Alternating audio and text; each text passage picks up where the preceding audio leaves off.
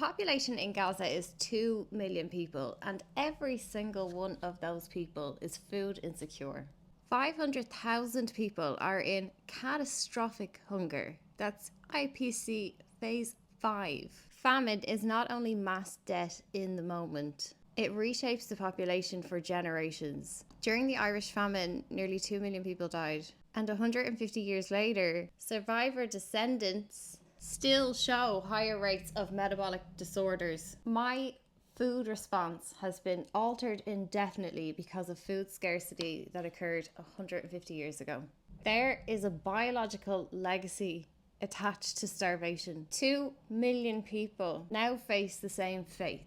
Even if aid flows into Gaza today, a generation of children are going to carry an altered stress response. You have permanently damaged their hunger genes. There are 500,000 people in Phase 5 famine in Gaza this morning. What this looks like on the ground: families eating animal food or weeds, drinking dirty water, mass graves for children who've died of malnutrition. 100 people died purely from starvation yesterday. Starvation is a war crime. Food is available and it sits at Gaza's closed border. The IDF limit how long that border can be open. Sometimes it's as short as 11 minutes a day. And then they block the fuel that's needed to make food from ingredients.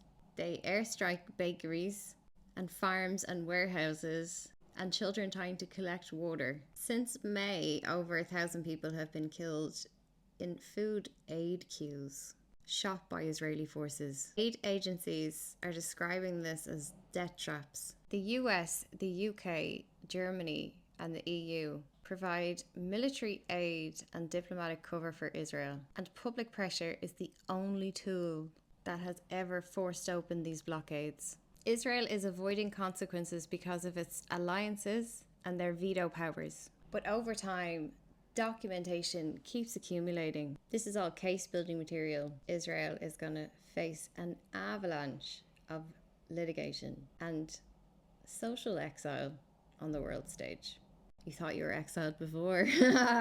Wait till the tribunals start. Slobodan Milosevic protected his allies for years, but eventually they were extradited and tried. Israel's current posture, believing that Western backing guarantees its survival, mirrors all these other despots who eventually faced trial. We can wait. Israel already faces entire reputational collapse. Every major IDF operation has been filmed by locals, by journalists, and by the soldiers themselves. Their faces, their voices, and their unit insignias are all archived by NGOs and investigative journalists. Once conflict cools, states often hand over lower-ranking officials first in an attempt to deflect international anger. In the case of Israel, all IDF leaders and political actors are already identified. Israelis are persona non grata in Europe. The arrest of Israeli soldiers at Tomorrowland should be a warning. They think they got away, but you haven't seen the widespread outrage in EU music spaces. You are not wanted in our crowds. And if our legal systems won't punish you, I wouldn't want to show up at Tomorrowland again. Boycott Israel is not just for the products. That expands into our music, our tech, our universities. All those places where Israel once built its soft power. Your reputation is in tatters. To be associated with Israel is toxic and embarrassing. This cultural trajectory echoes South Africa during apartheid and Serbia in the 90s. Isolation starts soft at first. Your exclusion from the arts and academia and Western intellectual culture should be the first red flag, because next comes political and economic sanctions. There is already massive economic and diplomatic fallout for Israel, even if the genocide stopped today. You are watching your tech and academic partnerships disintegrate. European governments face public pressure. Even the diaspora is divided. Jews are starting to distance themselves from Israel. They get enough anti-Semitism as it is. It's likely that at least for the next year, Israel will be able to maintain a military operation with Western backing, unless Trump dies of syphilis and congestive heart failure.